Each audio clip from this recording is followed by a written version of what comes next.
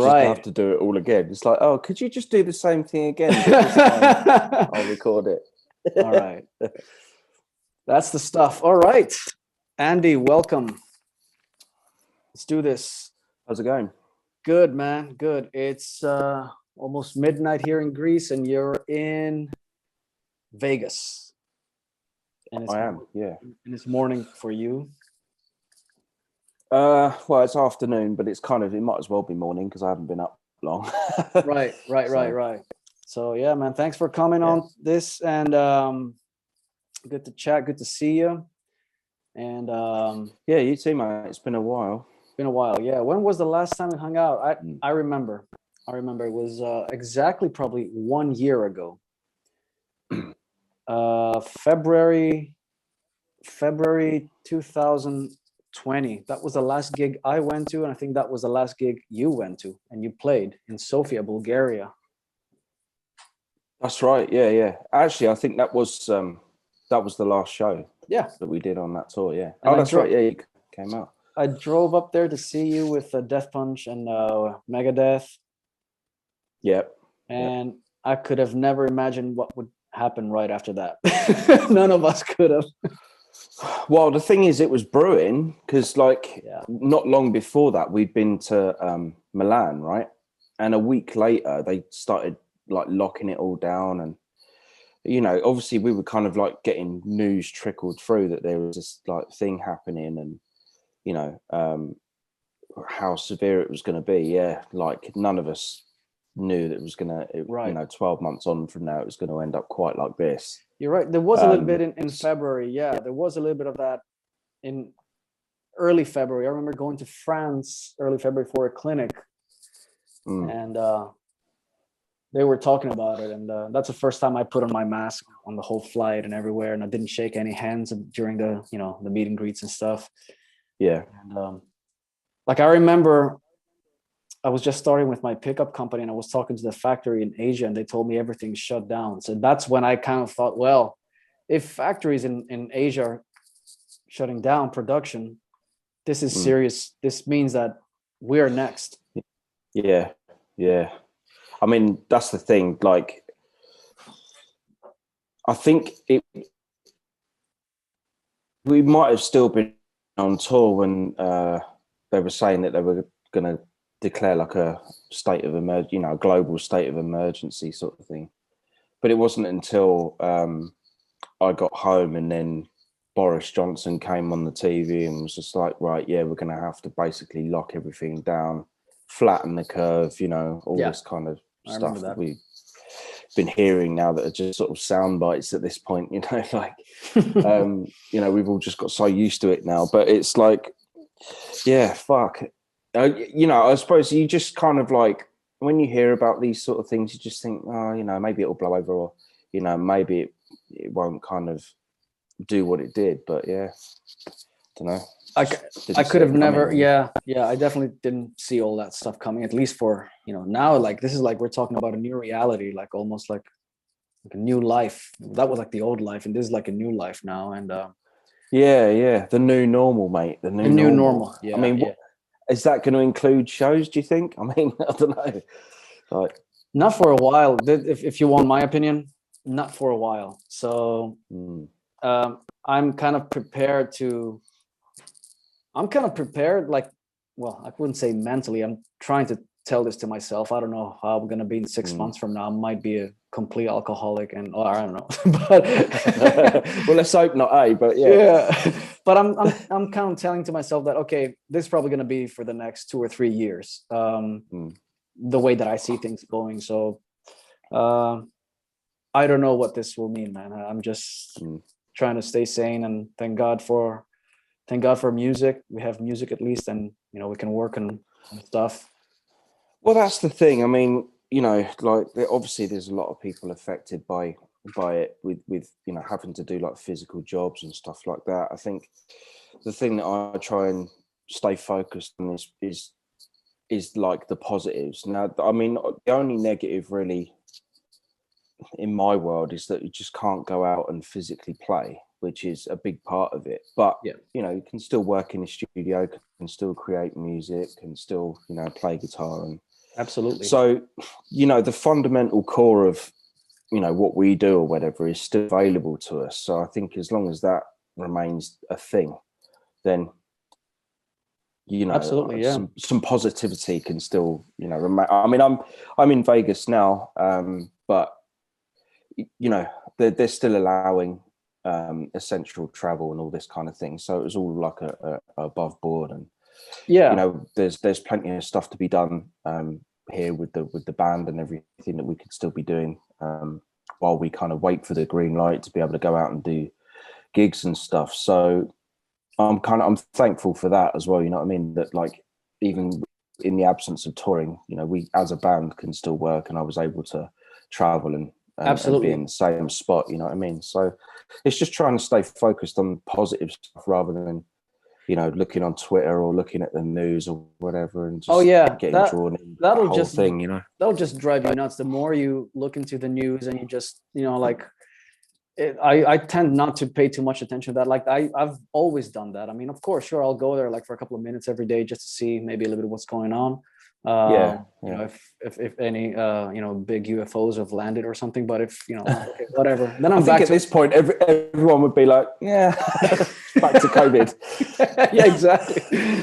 So, but yeah, other than that, I live in my own little world, in my own little bubble, and I guess it's maybe it's a bit happier place not to think too much about all the news and what's going on every minute. And and all things considered, I mean, sure, 2020 was a shit year overall, but you had a pretty big year. Like for you, like big things happened. And okay, the touring thing was one thing that kind of like disappeared from the music business and stuff, but you joined Five Finger Death Punch, and that's one of the biggest heavy metal bands in the world right now. And congrats on that. And we did, cheers. I mean, we did get to do some shows as well, and for me it was kind of still like a bucket list thing, because I'd never, I was kind of always like, well, I'd like, before I sort of like draw my last breath, I'd like to at least play in an arena in my life. I didn't know whether it'd end up being like a debt gig for someone, like someone broke their leg and was just like, oh, fancy learning the set and doing a couple of songs or whatever. But I mean, obviously it went far, deeper than that. And you totally deserve that. I was there. Cheers. I mean, I came out to see the show. I like Five Finger Death Punch myself a lot, and I think you're a great fit for the band. And I mean, just literally like a month before this thing happened for you, we were together at the NAMM show. And that's right. Yeah. Because we had a show, didn't we? We did. Yeah, we played at the House of Blues at the small room, and we were just chatting and I think at that point you were just telling me that you had joined the Butcher Babies, or you were working with them. I'm not sure. So yeah. Well, that's kind of how this came about. So Zoltan, I mean, this is kind of how I got to know him, really, because well, I knew Charlie, the drummer, anyway, because we'd done a tour before with Angel Vivaldi, and he was the drummer for Angel and Scale the Summit. So like, we had like that one song Wave of Synergy that we did, that we all kind of jammed together at the end and stuff. So we got to play together and got to know each other on that. And then obviously I was really stoked when he was announced as the new drummer for Five Finger. Mm-hmm. And and then I guess they just kind of got talking and that, and Zoltan's a big fan of like, guitar players in general, like, going on Instagram and seeing what's new and who's about kind of thing. He's a great guitar player himself. Exactly. Yeah. And I think he's always like interested in seeing who's around and, what things are out there and stuff, just keeping his finger on the pulse of what's going on. And I think, I came up with conversation at one point, and Charlie had told him that, we knew each other. Yeah. So I think, he was working with Butcher Babies, trying to help them, like further their career a little bit, and was thinking that maybe they could do with another guitar player. So he contacted me via Instagram, and we got chatting for a bit. And then I think it was really only a couple of weeks later after that, I ended up in Hollywood anyway, in LA. And then you know, I met the guys and stuff, and then we went in the studio, and at that point Zoltan came over to the studio, and we all sort of like hung out and stuff like that. And then yeah, so that's pretty much how we met. I But see. I was about to kind of embark on doing some bits and pieces with Butcher Babies, having done Dime Bash, and that was kind of like our first gig. Going, oh, here's our new bass player, new guitar player, because they got a new bass player at the same time as well. Right. And then yeah, right before going and actually doing a music video shoot for one of their songs, Zoltan contacted me and was just like, yeah, we might need you to come out and finish off the rest of our tour, because we've had a bit of a kind of issue with Jason Hook, like I think like health issues, stuff like that. So yeah, stand by kind of thing. And then literally the following day, there was like a fucking ticket waiting for me at LAX, and that's it, you know. So I had to sort of like go. I was literally playing guitar in first class for the whole flight back, because I was still learning this shit on the way to England. So you had to learn like a full set on the flight to London, right? Literally on the fly, mate. Yeah. Wow. 17 songs, something like that. So I mean, obviously, I've been a fan of the band and stuff, so I knew the music and everything. Right. And so it wasn't a case of like having to learn the arrangements and stuff. You know, assuming that none of the stuff had been changed that much for live, that part of it was kind of already in my head. But I had to just sit down and work out the physical aspect of doing some of this stuff. And the other problem is as well that I had to overcome was the fact that I play 7-string in standard tuning, right? So B right through to high E. Yeah. And they play in baritone tuning, which is like B standard. So it was a real hit and miss whether a lot of that stuff would transpose. What is their tuning? 7-string. B standard. So it's B to B 6-string. So it's tuned all the way down. Oh, they play 6 strings. Yeah. Yeah. And they tune down to B? B, yes. Yeah, so it's like baritone. It's like fucking. Is that like a drop B or the whole guitar? No. Actual B, yeah. So it's like shit. Gauge 13 to 70 strings. It's like, fuck. Well, I mean, I'm not going to get my head around playing strings that thick anyway in the space of like 2 days. So I was hoping that a lot of that stuff would transpose over to 7-string. And luckily for me, it did. It did. Okay. I mean, there's a couple of things like I posted up on my Instagram the other day. There's a song called Lift Me Up, which the original way Hook plays it is like that kind of Van Halen the wide stretch, arpeggio stretch, you know. Yeah. So the sort of 12, 15, 19. The 12, 15, 19, B string, but obviously so in B standard, obviously that's just about doable, you know what I mean, because you're on the 12th fret. But when you're in standard tuning, you're then on the 8th fret for like where you would play in B minor normally. And you're like, fuck, there's no way I'm going from 8 to fret 14. So 8, 10, 14. I'd have to have fingers like E.T., you know what I mean? It just ain't gonna happen. Smell me finger, yeah. Yeah, exactly, yeah. So I had to kind of rework it. But on that's tour, why you did it with an open string. I think you kind of like rearranged it somehow. That's what you meant. A little, yeah. But like, it wasn't until kind of like after tour and I've had time to like sit down and work out how I would actually play this stuff moving forward. Because on tour, I had to do some sort of alternative version that wasn't that, just to get through the songs. But, you know, I then sat down and thought, right, well, I really like the note choice of this solo, but I'm not keen on that kind of I don't like doing those wide stretches and stuff like that. Mm-hmm.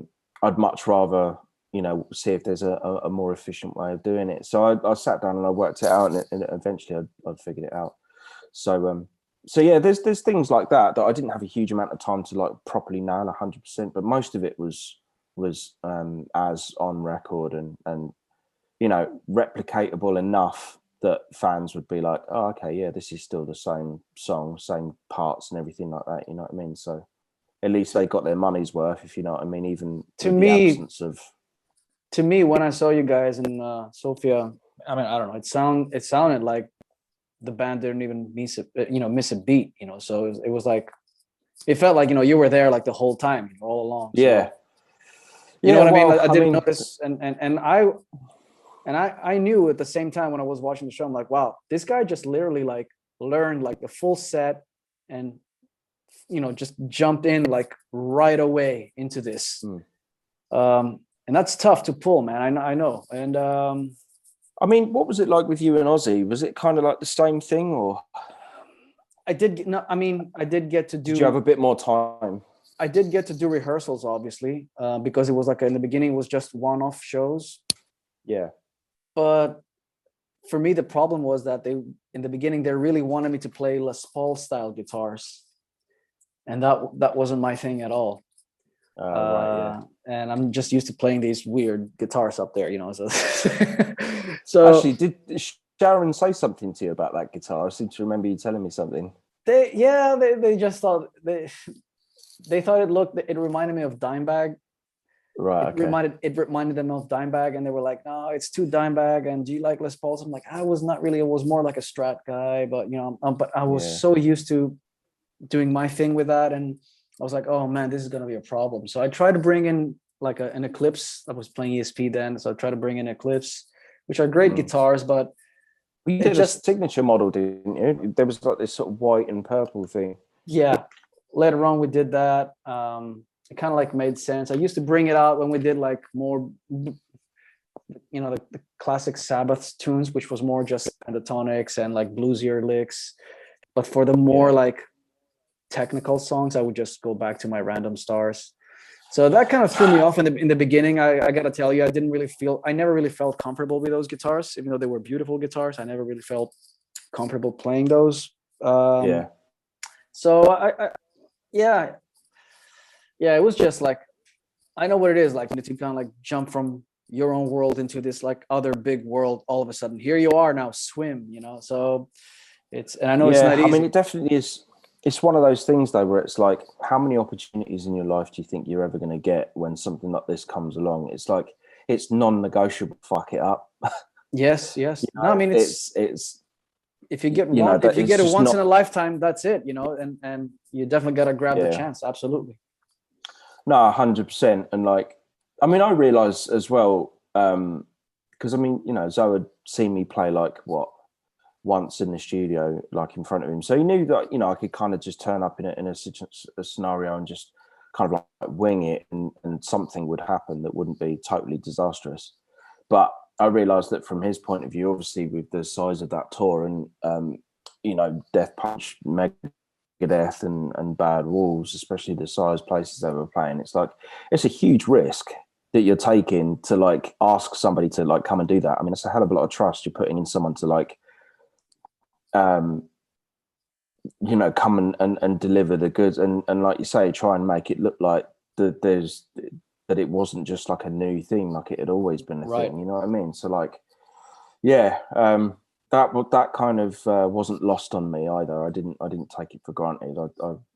That's kind of what drove me to sort of like do it, and I don't know, I try and be as professional as I can in most scenarios. I mean, I know I like to sort of like fuck about and have a laugh and stuff, but like at the same time, I'm very serious about my art and from the times that I've known you and the stuff, the little we've collaborated in the past, I know you're very serious about what you're doing, and you know, so it's, I know I definitely know you don't fuck around, and you know, when you say you do something, you do it wholeheartedly and, you know, 100%. I know that.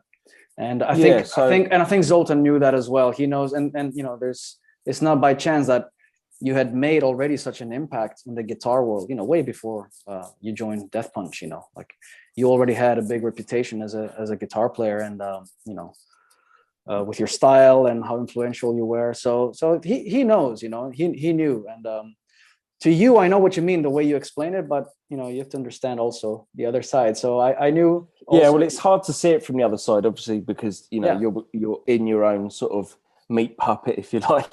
You don't really have like an outside view of, you know, what people think, or I mean, only, you know, what you read and see on the internet, which, you know, it's mostly good. You get some arseholes, but that's life, you know.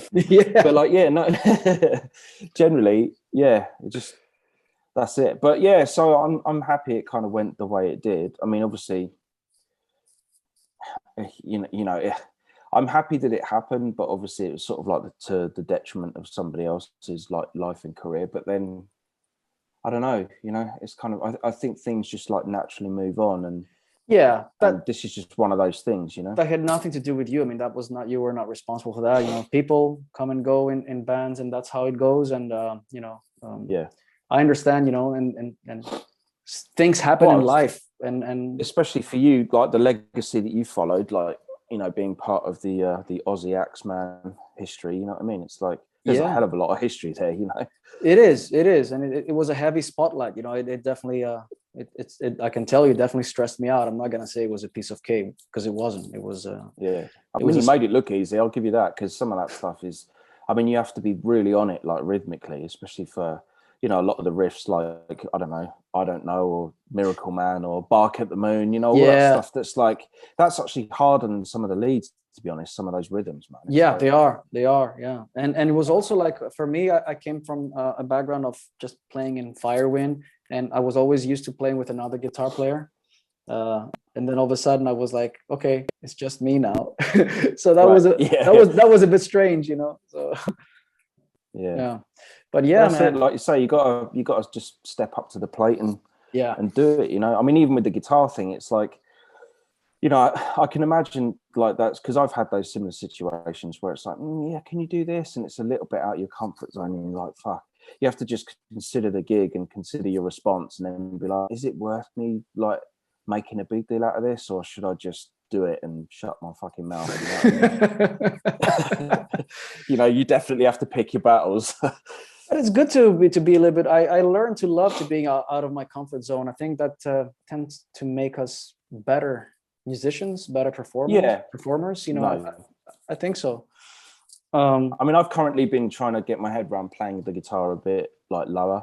I mean, I don't play it like super high anyway, but like I'm definitely kind of looking back at some of the old photos, thinking, because I'd just come from doing the NAMM show and doing instrumental stuff. You know what I mean? I hadn't really had a chance to, work on like where I was gonna like hold my guitar for more kind of rock and roll gig. So. But yeah, it's actually, weirdly enough, now that having the guitar lower has made some of the picking stuff that I do a lot easier, because it puts your hand in a more relaxed space, right? Which is kind of odd. I didn't think that would be a thing, but because sometimes like I look at like guitar players where they've got it around their fucking knees, and obviously with a 7-string, it's not that easy to have it that low down, but you can definitely have it lower. But then you can kind of see why some of these guitar players actually maybe prefer it in a way. I mean, it looks cool, obviously, but also it puts your right hand in a place where you're like, actually, this is a bit more. I can feel it's definitely more accurate in some ways. I agree with you. I've always kind of aimed to play the guitar lower, and I'll agree with you that the right hand, it does make it easier for some of the picking stuff. I don't know. Maybe it's the stretch. Maybe it's, I don't know what it is. I mean, for the right hand, sorry, for the left hand, it's a little bit different. For me, at least, I have to sometimes, hold the guitar up higher like that for certain stretches and things. Yeah, definitely. Like, I mean, for me, it's the same thing. If I'll try and avoid any sort of like big stretches and stuff like that if I'm going to have it lower. But I think I've narrowed it down. Like the reason why I probably have it a bit higher for a lot of the like the instrumental stuff is because tapping, for example, is just one of those techniques that it has to be accurate, and it's not something that you can do with your guitar like down by your bollocks. You know what I mean? It's like no, for tapping, you have to have it more in the bra strap region. Yeah. But it'll be there's not a huge amount of tapping in Death Punch, so it's all right.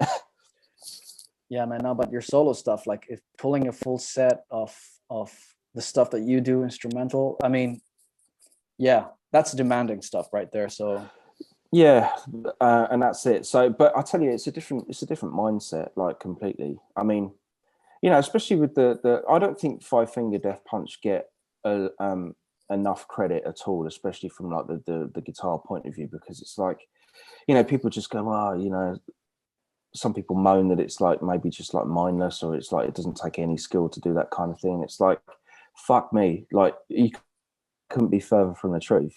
I agree. I mean, like the rhythms and stuff are super tight, and like the some of the leads and stuff, it's like really intricate stuff, and going from like my world of doing like purely instrumental stuff. I mean, it's fine when you just got to stand there and play guitar solos, you know what I mean? But when you got to play like clean stuff, rhythm stuff, like leads and other bits and pieces, and try and fill a stage with a performance as well, it's like there's just so much more going on that you don't have to consider when you're doing the kind of shred genre thing. You just it's totally two different worlds. But that's the thing with it, always is like that with any band that has a hit record, or somebody who's like at that caliber. There people are just there's gonna be a lot of people that diss on the scale, if you like, of the band.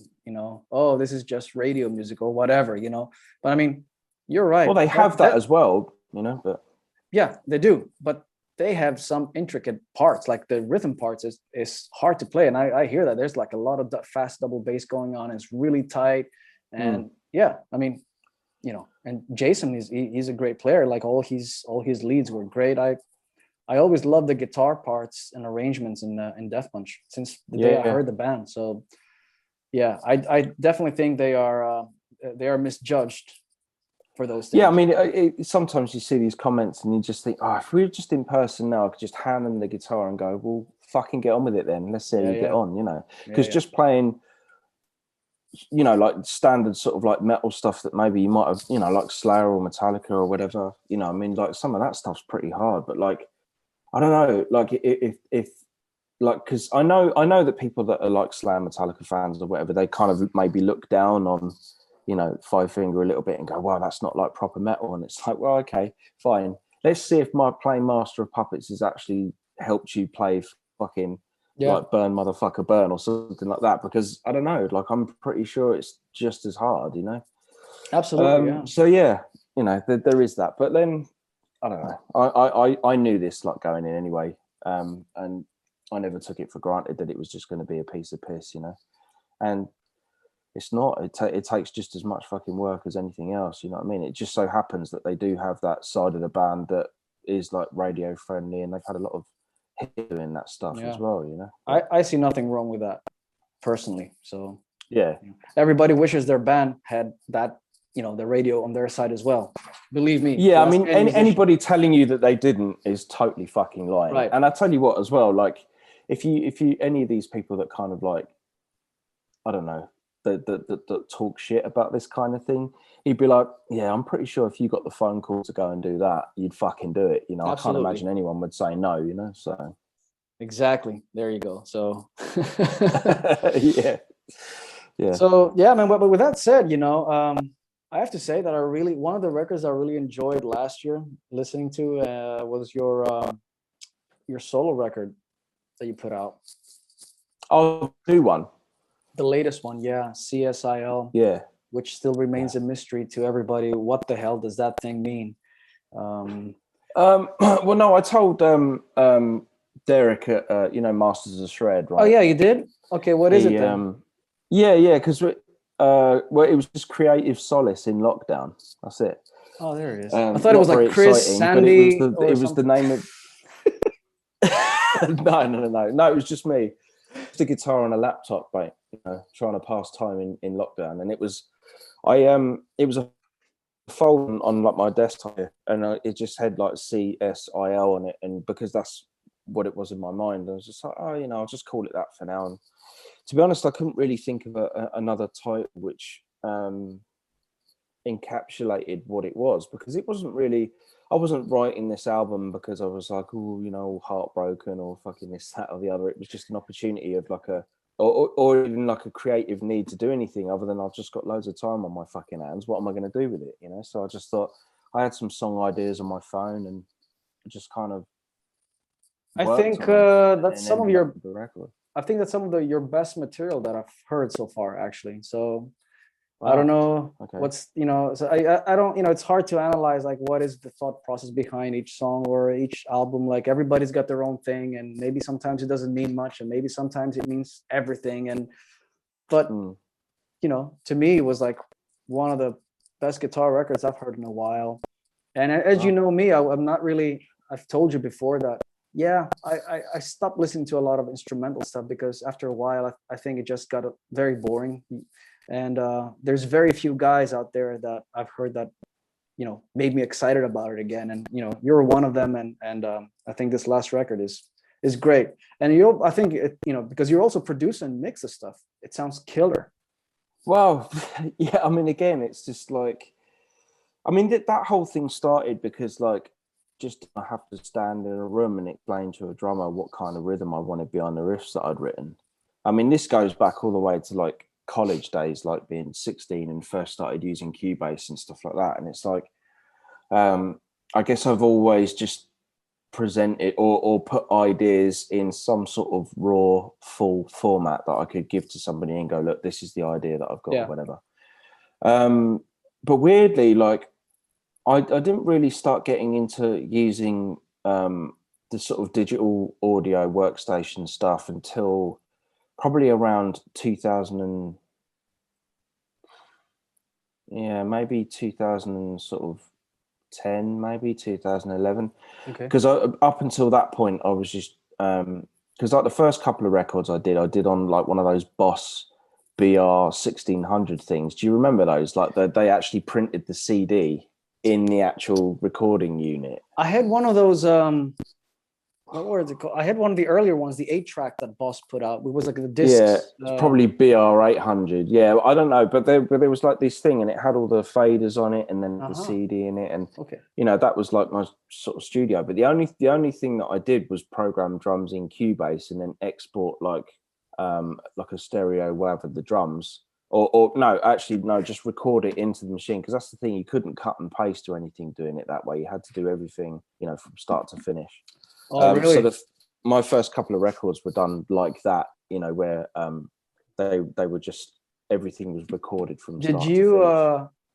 Did you record and mix all of your own records, like since the beginning? No, I mean the first record machine, I didn't do that. Like a friend of mine helped me do it, and then by the time the second record came along, I had a bit of a budget from a record label called Grooveyard Records in New York, and I just decided, I'm gonna try and do this myself and see how, because the guitar tone for that record was a Roland Cube, right, mic'd up in a cupboard with a pillow over the top of it, and a fucking 57 just pointed at the cone. I don't know what the fuck I was doing really, but I couldn't get a lead tone that I liked out of anything, because I mean back then the digital realm was nothing like what it is now. I did the first Firewind record like that, exactly. With an SM57 in front of like in an amp, like a Fender Rock Pro amp it was called, in my room in the fucking closet with a pillow, cranking it up, and the whole building heard me for like weeks, like playing all these fucking riffs. Yeah, I mean that's it. But like, I guess you just sort of, you work in the moment. Like, I think, like I've always been striving for like, perfection, or my perceived version of it, but I've never let that get in the way of progress. Like, I knew it wasn't perfect, and I knew it wasn't quite where I wanted it, but it was just like, well, this is all I have. Yeah. So if I want to try and start getting stuff out into the guitar community, it's this or nothing. Yeah. I can't wait until I've got a 50 grand budget and I can go in the studio and do it all properly. And, so it was like, and, I listened to some of that stuff, and to me, it sounds terrible. But at the same time, it's like, well, if the first record just sounded, like one, I'd have nowhere to fucking go. You know what I mean? Yeah. So it's like, there's like a natural progression that actually sometimes I'll go back to it and listen and be like, actually, you know what, I'm kind of happy that this is the way it is. And it didn't affect people's enjoyment of the music, because at the end of the day, I just still tried to write good songs. It just wasn't like produced in the way that I maybe wanted. That's what it is. I think a lot of musicians and maybe guitar players get caught up in that. Like, it's not a production competition out there. People just want to listen to music. So yeah,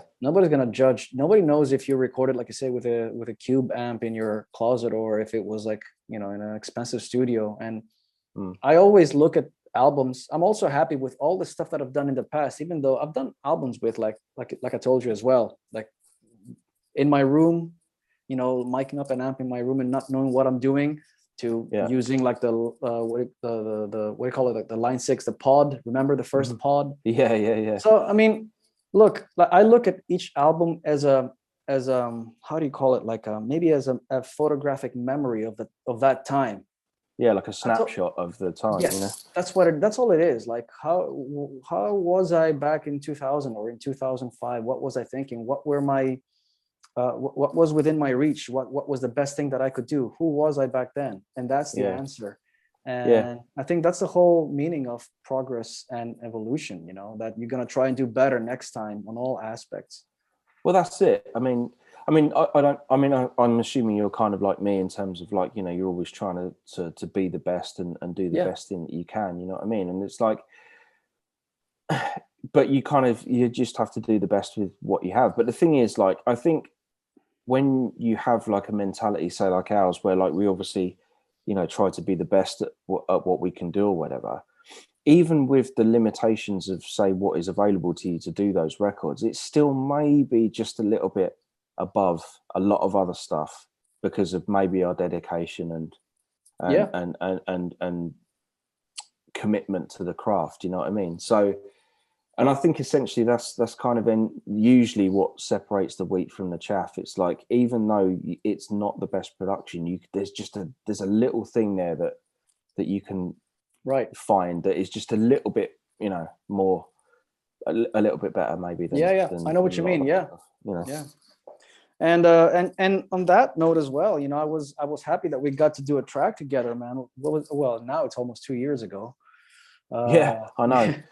Time flies, man. It's ridiculous. It does. Yeah. And we did that. When was it? Like around springtime 2019.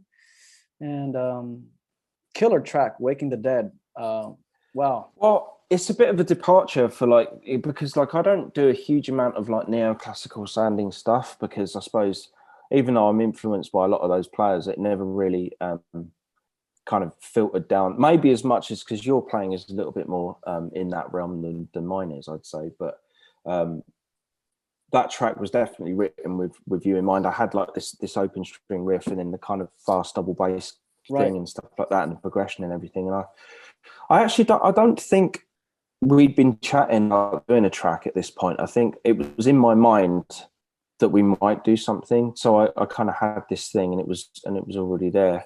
It's a little bit blurry, actually, the timeline in me. It was not coming up. No, it was definitely not set in stone. It was all like very improvised. One day, I remember you hit me up. You said, I remember we were chatting. You said like, okay, we should do something one day. Yeah, sure. Yeah. And then like, I don't know, like a few days later, or maybe a few weeks later, you're like, dude, I got this track that's kind of like you said, like, okay, maybe that's right up your alley, that kind of a thing. And check it out. And I was like, holy shit, I have to start learning stuff again now. But I love the track. And it was like, because initially we were going to use this way to advertise your guitar camp, but you know, we didn't get around to doing it in time, did we? We tried, but we couldn't release it on time, unfortunately. But it was cool, you know. You had me over up in. You're there? Manchester. Yeah, Manchester. Yeah. I'm here. Yeah. So you flew me up to Manchester, and that was one of the most metal video shoots ever, because we actually shot the video in a tomb under a church. Yeah. So exactly. Yeah. Well, funnily enough, like the title for the song, I don't know if you remember, but like the title for the song hadn't been decided, and I was just like, you know, I was like, wait, you know, fucking around with a few things. And Adam from Video Inc., who was doing the video shoot, it's just like, because we had the volume so fucking loud down there when we were like obviously doing the filming and the playbacks. It's like, it's so loud down there, you could like fucking wake the dead with it. And I went, that's it. That's fucking it. Yeah, and it was just like, because we were down there with all these like, you know, things, and obviously they were like dead people down there, and his thing, it just was like, right, yeah, we have to call on this. Waking the Dead. Yeah. So yeah, Waking the Dead, mate. That's a good track, man. I've still got the ding on my headstock on my guitar where I smacked it into the wall. I don't know if you saw, but on social media, like some of my shots, people are like, "Oh my god, the fucking keys on." I saw the comments that were like, actually, you know. I saw the comments that people were like, "Watch it, Andy, watch it." But did you actually hit this headstock? Oh yeah. A couple of times I sort of swung the neck that way and hit the wall. So there's like a big big thing. But you know, fuck, guitars are like they're battle workhorse scars. instruments for me. You know, I don't like exactly. Yeah, I don't keep it in a glass case and no one can touch it. You know, I'm not like that at all. Absolutely. So no. They're not so yeah, but they're not furniture for the living room. They're no, no, exactly. It's just a piece of fucking wood with strings on it. You know, at the end of the day, man. And So, it's a conduit for like the shred. Tell me about your new guitar, dude. You, I saw you posting a couple of things the other day. Tell me about it. Yeah, It looks cool. here it is. We basically just wanted to do like a more affordable version of the AJ. So I mean, this is kind of where we started. This is like my main guitar. As you can see, like it has the arch top on there, push pull and all that. But this paint job is the most difficult paint job that Keys will do, right? Because it's a 4-day paint job. Because of like how they have to like spray the line, you know, all the way around. This isn't like drawn in; it's sprayed in, but it has to be done like perfectly. Okay. So yeah, we were thinking, well, look, is there a way that we could do like a more affordable version that, you know, probably doesn't take 4 days to paint and doesn't have like, because you know my guitars, they all come with like EverTune and stuff like that, and like with the arch top and the paint job, and they're all things that are exclusive to that model, and it's also a modified Kiesel body. So we already took like a crescent and just made like the lower horn have a little bit better access, because I noticed with the original crescent we just needed a little bit more shaving off. Right. So, you know, like a few years down the line, and we've done pretty well with that guitar in terms of like, you know, how it's been received and sales and all the rest of it. But we were like, is there a way that we can build a guitar that is maybe more favorable options wise and also price wise to a wider range of people? So the biggest thing with this is my guitars are set neck through construction right up to, so the neck kind of goes all the way up to like here, into the body, where these are bolt-on necks with like this sort of so you've got that recessed heel in there and stuff like around the back, and it feels good. Cut away on. Yeah. I mean, actually, it's kind of weird because I haven't played bolt-ons for a long time, but there's definitely some favourable characteristics with the bolt-on that I've kind of forgotten over the years that I'm happy to say have come back. You know, mainly the sort of like percussiveness of the instrument. It just feels a little bit tighter to play. But yeah, so we obviously there's not like the carved top as well, so it's completely flat. Right. Same pickup configuration. But it's just a straight alder body, and then we just have this, because like on my guitars they're like satin paint throughout the neck on the back, so it's really silky smooth. Cool. Looks beautiful. Like same fret size, same neck, same everything. Yeah, it's killer. But the cool thing about this is that if you want to get a hardtail version and you don't want the EverTune, you can have that if you want. Okay, you can order without the EverTune as well. Okay. Yeah. So some people, they still don't believe that it's a good thing to have on your guitar, which is fine. You know, I think as time goes on, people will realize that it's like probably the single best invention for guitar since the fucking guitar was invented, I would say. I mean, it's like to be able to fly halfway across the world, get your guitar out, and it's perfectly in tune no matter what the weather. I can't go back to playing anything else because those are pretty heavy though, aren't they? Tweaking my yeah, if you're a pussy, they are. Yeah. What are you saying here? No. Yeah, they are, but I mean, so's a Les Paul, you know, and other guitars out there, you know what I mean? So it's like I don't worry about it now. Like, you know, I'm not having back problems yet from playing them, so that's okay. But yeah, like I said, you know, you don't have to have the thing. They can stick like a normal hip shot bridge on there. We're doing a 6 and 7 string. I don't know if there's demand for an 8 string, we might do it, but I don't think they're gonna like sort of do one straight away unless I've never even played an 8 string in my life yet. I haven't, never tried. Oh, really? You should try it, man, because the cool thing about those is you can play 4-octave arpeggios because you've got an even amount of strings. So imagine that. You play the same 2-string octave all the way up the neck. It's fucking mental. That's the only good thing I've got out of it so far. I've only just discovered a little bit of the 7-string. That's that guitar back there, and that's like, I've just turned 40 like a couple of months ago, and that was like my big thing that I did when I turned 40. I played a 7-string guitar, so yeah. I'm pretty old. I've noticed it's fan fret though. I'm like, see, I draw the line at that multi-scale thing because the multi-scale. You're not a fan of that? No, because like I end up kind of like doing a sweet arpeggio, but then when I come back down, my hand sort of goes all the way up like that because it's like chasing the frets because my brain just can't get used to it. So, right. It does take a little bit to get used to it. I mean, I'm not sure I wouldn't be comfortable going on stage with that thing. You know, I'm so used to, you know, in my own little comfort zone, but I don't know. Yeah, we'll see. I mean, it was a good tool to help me write some new music, and that's how I look at it. And I don't think I'm going to turn into a 7-string player all of a sudden, but it's good to maybe write some riffs like that. That's how I would use it. Have you not thought about maybe doing a 7-string version of the your Gus G model? You know, the Star. The Star, yeah, maybe it's an idea. I mean, maybe in the because future.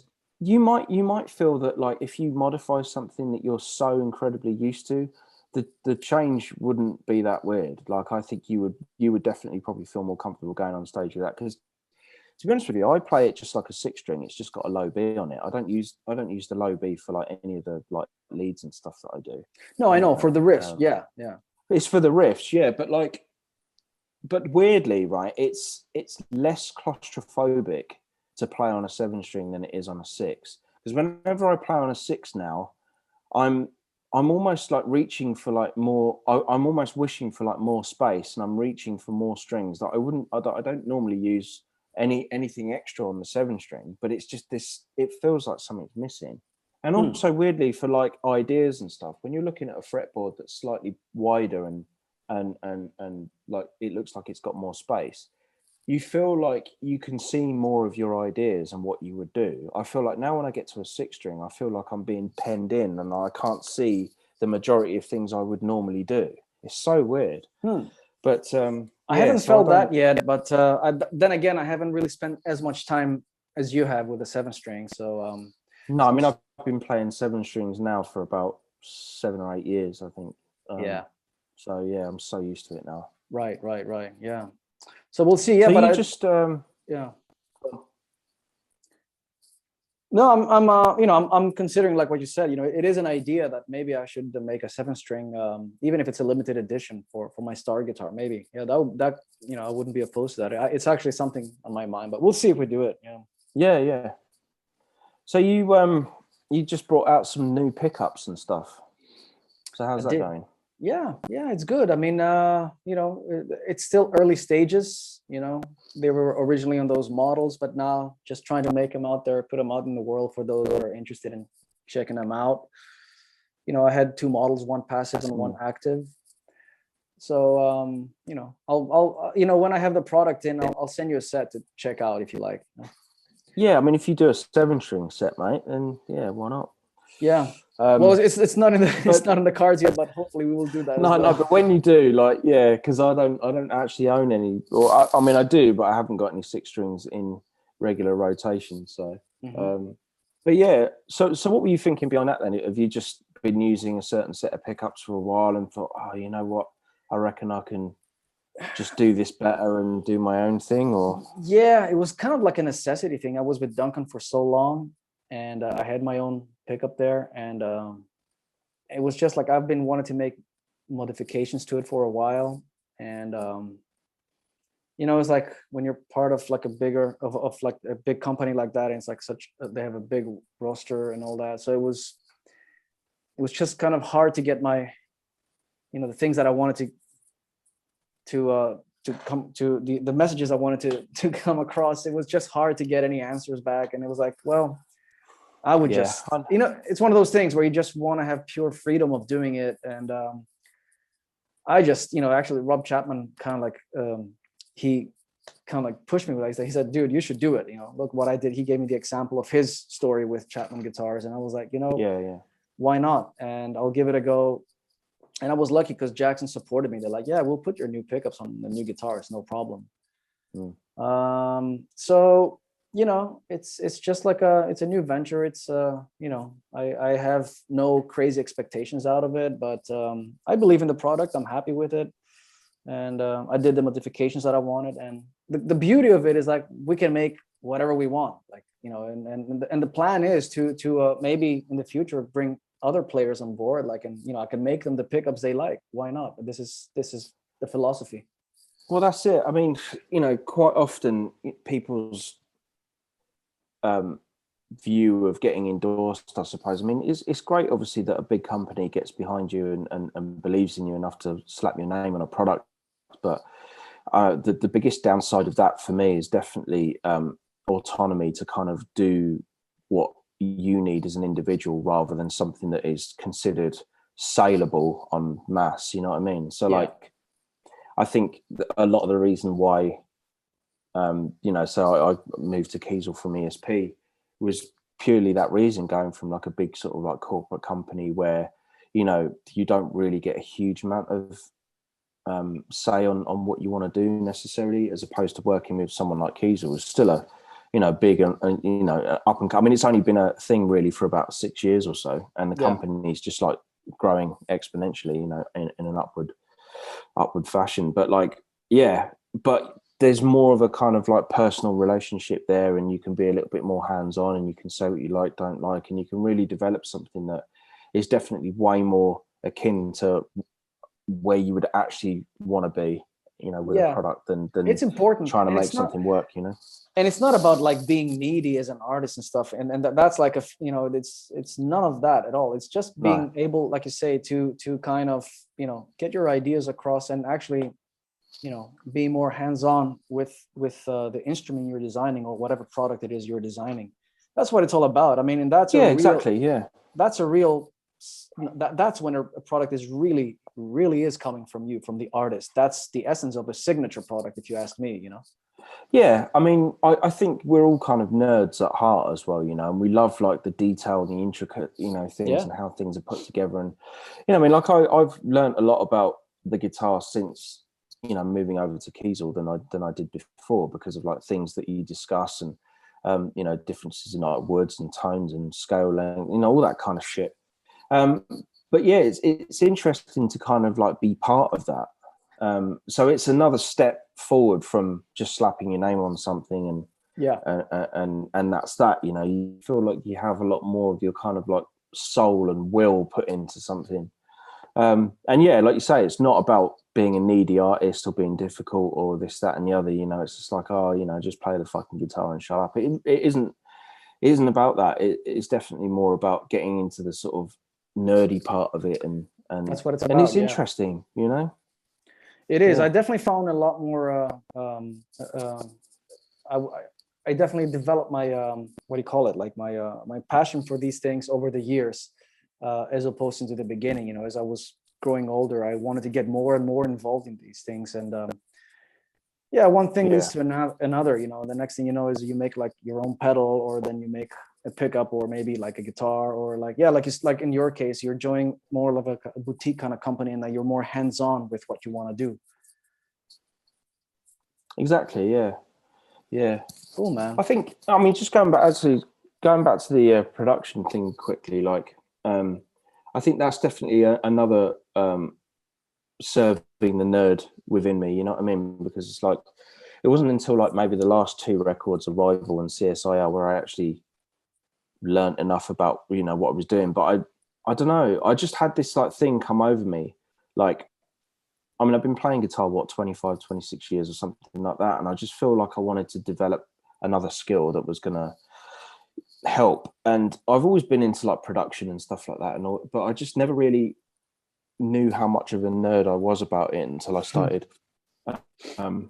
you know, really learning about it. And now it's like it's the biggest, most frustrating rabbit hole that you can send yourself down, production and mixing. It's like it's never ending. You know, a mix is never done. You can never find like you know, a plugin that can do exactly what you want. You have to just fucking, use what you have, and you're always like buying new plugins that you don't fucking need. At the end of the day, right, I've spent thousands and thousands on plugins that I don't fucking use because I've just used them all thinking it's going to be like the magic button, and it just never is, Right. At the end of the day, it's all about balance, tone, and just getting the levels right, and then kind of less is more, But yeah, I am. That's kind of how I got into it. Again, it's just that nerd. It's that serving that sort of nerdy part of the brain that just needs to know and everything about everything, and just generally like inquisitive, So it's like, No, you've done great, man. I love the productions you do. Love it. Yeah, I mean, I could never personally. I would never have that patience to go into that. It is a fucking rabbit hole. Absolutely, it's a lot of tweaking, mate. It's a lot of tweaking. Yeah, and probably a lot of bouncing files and a lot of importing files too. So, but I don't know.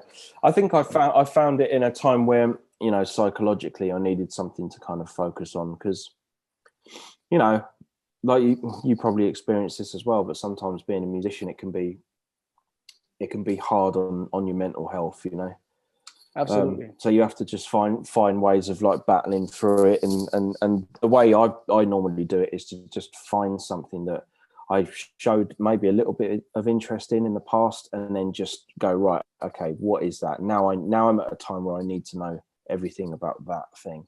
Yeah, no, but that's great. And then that's it. And then all the time, yeah. And you clearly have a talent for it. It's not like, oh, you decided to mix records, but they sound like shit. They sound great. So. Well, yeah. I mean, again, that's like a personal like taste thing. You know what I mean? I think that's the thing with like you say, people don't really care about the production wars. It's more about the songs and stuff. So still try and focus on that. But all the time that you're focusing on writing songs that you think people will want to hear and stuff, you're kind of still serving yourself at the same time. Now, weirdly for me, it's not the self-indulgent thing of like playing guitar and how fast I can play and how many different time signature changes or theory things I can throw in there, or even how fast I can play. It's my interest and shift in what I like and what I get out of music has definitely changed from when I started playing guitar to now, obviously.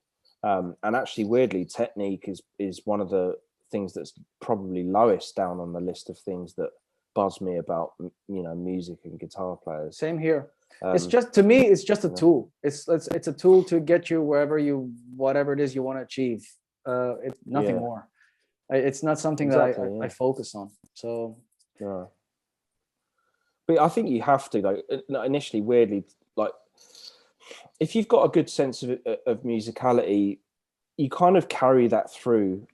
But like when you first start playing guitar, technique is really the only thing that you focus on, because technique isn't just about playing fast or whatever. Technique is just your everyday approach to the instrument. Yeah. Like you need a certain degree of technique even to just play clear notes. Absolutely, yeah. Everything. So that's it. Yeah. So everything's technical. So like you spend your whole life kind of getting of it, and then you end up kind of like dialing that back, and then hopefully if you do have a good sense of musical ability and ear and stuff, that starts to then shine through, and then what happens is the instrument that you spend all these years like honing your technique on then becomes the conduit for something that might actually give someone else pleasure instead of sextuplet fucking alternate exercises at 200 BPM, you know what I mean?